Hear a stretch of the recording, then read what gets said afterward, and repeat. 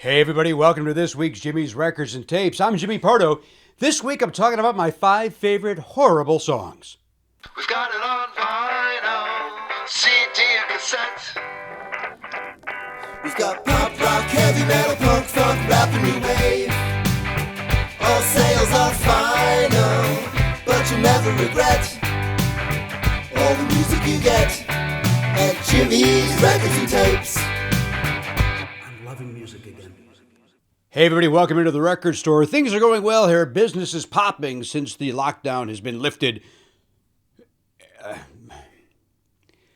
Hey, this week I'm talking about my 5 favorite best, worst songs. What that means is there are songs out there that we all agree are awful, but at the end of the day, maybe you kind of sort of like them, maybe you do, maybe not, maybe you hate them, maybe you want to kick them in the face, who knows? These are the songs, though, that admittedly, they're not, I get it. If you want to say to me, that's the worst song I ever heard, I get it. I'm just saying that of that, these are my 5 favorites. Wow, that's a long way to go for this premise. But I think we all know what I'm talking about.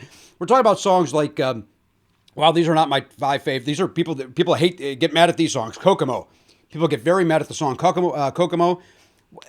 Why? What does it do but nothing but bring joy, unless you're you. The Macarena. Who's mad at the Macarena? You got those moves, right? It's like being mad at the chicken dance. Enjoy your wedding, jerk. And Edmund Fitzgerald. People got very upset with me for liking that song my entire life. But you like what you like. But at the same time I get it. But do you? You kind of just said that you don't get it and to enjoy the wedding. And it seemed like you were very specific about somebody there. Why are you talking in third person? I'm so alone. So alone. Anyhow, here are my 5 favorite, best, worst songs. And at the end of the day, by the way, who cares what anybody thinks? Like what you like, right? That's my motto. Like what you like. Like my son, for instance. He likes the classics. Is it because his dad forces it on him? Probably. But he doesn't relate to what his young friends are listening to. And he doesn't care. He likes what he likes. We get too much in our head sometimes. A couple of examples. Before the COVID-19 pandemic of 2020, 2021, people didn't wear masks out in the world, face masks. But there was a time where I traveled so much around the country, getting on airplanes, off airplane, in a rental car, out of a rental car, back on an airplane, off an airplane, that I thought, you know what, I see sometimes people wear a mask when they go to the airport. Maybe that's smart. Maybe I won't get sick as often if I wear that face mask. And I was like, you know what, I'm not going to do that. You're already not the tallest guy, and you don't want to bring attention to yourself. You don't wear a mask. And then I was like, but why not wear a mask? Nobody cares. Nobody's looking at you. Nobody cares about you. At the end of the day, I did not wear a mask. And then I got out of the shuttle at LAX, and I'm walking through the terminal, and 3 people are walking towards me wearing a mask. And to myself, I said, look at these idiots. So my point is, who cares what people think unless you're a jaded a-hole comedian? By the way, the COVID-19 pandemic of 20 and 21, the constant wearing of a mask, I haven't been sick once. So maybe there was something to it. Maybe there's something to it. I may never go back to not wearing a mask. I like it, right? Rob some banks, too. Once again, this guy's shut out of things. Another example was, as a matter of fact, I got off a plane. I was out on the road doing stand-up comedy somewhere, and I got off a plane, and I was going directly from Los Angeles International Airport, LAX on their luggage tag code, going to watch the Chicago White Sox play the Anaheim Angels of Los Angeles, or the Los Angeles Angels of Anaheim, however they decide to word it on this given day. And I rush from the airport. I get there. I get out of my travel clothes to put on some short pants and a White Sox shirt to show my love of my team. And I realized all I have are a pair of blue shorts and a blue White Sox shirt that are the exact same color. I also was wearing blue sneakers and a blue White Sox hat. Navy blue in color, all of these. And I was like, wow, that's a lot of blue. And again, I had that thought, nobody cares what you're wearing. Nobody's looking at you, you self-involved idiot. So, navy blue shorts, navy blue sneakers, navy blue shirt, navy blue hat. I am not 1 second into the stadium and I hear a guy say, "Hey, what's up, blue guy?" And I could do nothing but laugh. I give him a little wave, and I laughed like an idiot because I knew it was I knew it was going to happen, and I actually his word choices I had to love it. "Hey, what's up, blue guy?" Love it, sir. I don't know who you are, but know this: I think about you fondly every single day of my life. Let's get to it. These are my 5 fave best worst songs. Number 5, from Ricky Martin. This went to number 1, so apparently some people liked it. La Vida Loca. What a great song. That's fun. I know that guy on American Idol did the she bang, she bang, she move, and then we all kind of then thought Ricky Martin was a joke. That's not fair that Billy Hung did that to Ricky Martin. La Vida Loca is a great song. So is She Bang, for that matter. You know what? I like Ricky Martin. End of the day, I like Ricky Martin. I first heard this song when I was in the Quad Cities. That's there's, I think, 2 in Iowa and 2 in Illinois, Moline, Rhode Island, Davenport, another one, Bettendorf. I was doing stand-up comedy at the Funny Bone there, and admittedly not having a great week, not having the best of shows. One of the shows, in fact, went so poorly. It was raining outside, and I happened to be at the club in the afternoon when this call came in. A gentleman called the club and said, "Hey, I'm having a bachelor party for my buddy, and we were supposed to go to the minor league baseball game, but it's rained out, so I want to bring all 30 guys to the comedy show." And the woman on the speakerphone said, "Oh, you don't want to do that. This is not the setting for that kind of an outing. This is, guys are up on stage talking, and it's, an intimate setting, and you're not going to enjoy it. The comics aren't going to enjoy it, and the people around you aren't going to enjoy it." And this guy said, "This is a pretty good group of guys. It's going to be okay." And she's like, "I'm telling you, I don't think it's a good idea." And at the end of the day, though, she can't turn away 30 paying customers. She should have. The show's going on. The opening act does fine. The middle act does very, very well. And by this point, though, all 30 guys are a little annoyed that nobody's paying attention to them, and they're also getting drunker and drunker as the night goes on. And I, at the time, was wearing the tuxedo on stage. That was my bag because David Feldman thought it would be good for my character. He also told Todd Glass the same thing. I was just the only one dumb enough to do it. So I'm wearing the tuxedo. I'm on stage. I'm not doing well, and the bachelor party starts heckling me, and they're winning. They're winning. I'm not. Anything I say is not working. Coming back to them, and they were all, for some reason, all the guys at the bachelor party were wearing sailor hats, except for the groom who was wearing like a captain's hat. I don't know why we didn't get along. I love the sea. It seems like I would have bonded with these guys. And so one of the guys in the sailor hats stands up to heckle me again, and another guy in the audience goes, "Sit down, Gilligan." And it got the biggest laugh of the night, and rightfully so. I laughed. It was perfect. "Sit down, Gilligan." Shut that guy down. He sat down. I then went on to average response, which was better than what I was getting. Anyhow, that did not deter me from loving the great song La Vida Loca by Ricky Martin, which I bought on cassette to listen to that week on the road. Number 4, by Starship, We Built This City. Yes, it stinks, but boy, do I love it. It went to number 1, so again, apparently some people like this thing.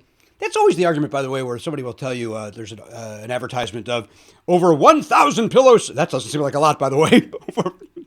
Over 1 million pillows sold. That doesn't mean it's good. It just means 1 million people bought it, right? Maybe it's the worst pillow in the world. And we all know exactly who I'm talking to. Oh, he got political. Did he? He's talking about betting. Starship with We Built This City, which is weird when you juxtapose it with Somebody to Love and White Rabbit, right? And then, one pill makes you angry, another pill makes you do something else. We built this city, right? I get it, right? And of course, there's Grace Slick in a Nazi outfit singing it, so it's crazy. Number 3 of my 5 favorite best worst songs also went to number 1, and it's by Paper Lace, and it's the song "The Night Chicago Died," which, again, I get it. You think it sucks. I get it. I'm not going to fight you on it, right? First of all, I lose that fight. I don't have a lot going on for me. With my torn labrum and my bad back, I haven't been able to exercise, so I'm not winning any scraps, man. So if you ever wanted to kick my ass, now's the time to take your shot. Bring it on, paper champion. Paper Lace also recorded a version of Billy Don't Be a Hero which didn't do well at all here in the States. Nobody seemed to care, even though it went number one overseas. But Bo Donaldson of the Haywoods recorded Billy Don't Be a Hero, and that went to number one here in the States. So what's going on, man? What's going on with nobody liking the Paper Lace version? It's a good version. My number 2 favorite best worst songs is from 1973. This went to number 5 on the chart, although eventually a version of it went to number 1 many years later. I want to say in 1989, it went to number 1. And I'm talking about David Essex and Rock On, which is... boy, I love this song whenever it comes on. If it comes on the radio, I listen to it. If it comes on my shuffle, that I have in my ear, those are where my earbuds are that connect to my phone, and I shuffle my songs. If Rock On comes on, I love it. In fact, not that many days ago, I listened to that song minimum 5 times in a row. I like it. I like the bed. Oh God! And Jimmy Dean, James Dean. Whap, whap. And again, this guy is not part of this conversation. I mentioned it went to number 1. It was, in fact, in 89. The soap star Michael Damian recorded this song for the Dream a Little Dream soundtrack. The Corey and Corey joint. The Feldman, Haim, respectively. Maybe you go Haim Feldman. That's up to you. Anyway, I love the song Rock On by David Essex. But again, yeah, you want to say you don't like it? Fine, so be it. Live your life. And number 1. Boy, yeah, this one gets a lot of heat. And I think it's unfair. I think it's he's one of my favorite singer-songwriters. And this went to number 8 on the charts. I'm talking about Dan Fogelberg's Same Old Lang Syne, which I'd call the Die Hard of pop rock, of pop songs, because they always played around Christmas time, only because he ran into her on Christmas Eve. He ran into his, and by the way, a great use of the word stole.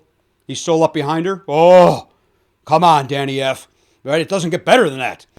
Anyway, right? Who can't relate to this? You run into your ex-girlfriend and you think you're going to click, and maybe you do and maybe you don't. But at the end of the day, you both get back in your car and you feel empty inside, even though at one point there was nobody in the world that was closer to you. But then you run into her at a grocery store, she spills her stuff all over the floor. You guys can't help but laugh about it. Then you get hammered out in the car, and then you drive away as the snow starts falling. Merry Christmas and Happy New Year. My number 1, Same Old Lang Syne by Dan Fogelberg.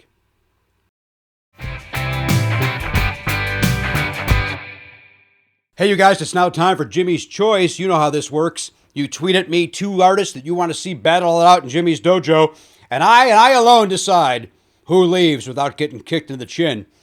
This week, it comes to us, and of course, you could tweet these at me, from @Scott_McLean, @ScottMcLean, and he wants to know, hey, Jimmy, ABC or Spandau Ballet? I like them both. I've seen both in concert. I've enjoyed them. I've seen Tony Hadley solo in concert. I'm told that politically he's a little nuts overseas, but I don't dig that deep on the ballet, man. I probably should, right? If he lived here, I'd be mad at him like I'm mad at Ted Nugent. But why does Tony Hadley get a pass? I don't know. You decide.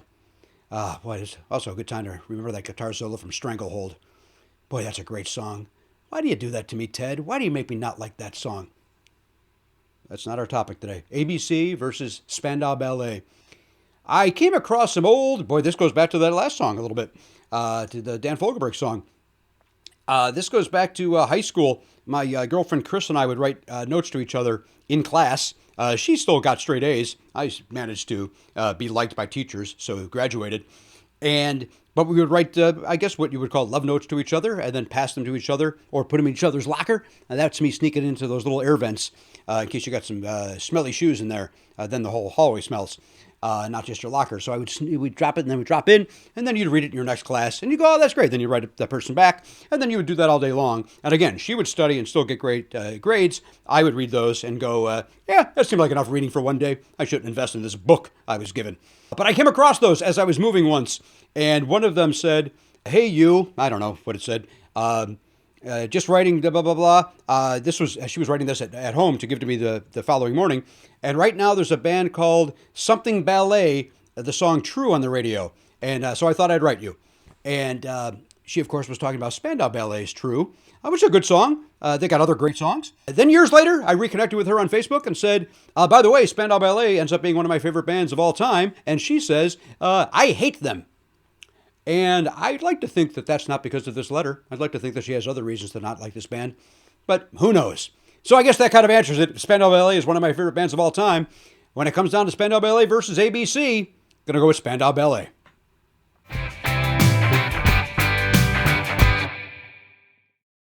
Hey guys, thanks again for joining me on this week's Jimmy's Records and Tapes. If you liked it, hit that like button, smash that bell. Come on and ring my bell, ring my bell. I'm at Jimmy Pardo on Twitter, and of course I host the award-winning podcast, Never Not Funny. If you like what you heard here, there's no doubt you're going to like that podcast, so check it out. Until next time, the record's back in its sleeve.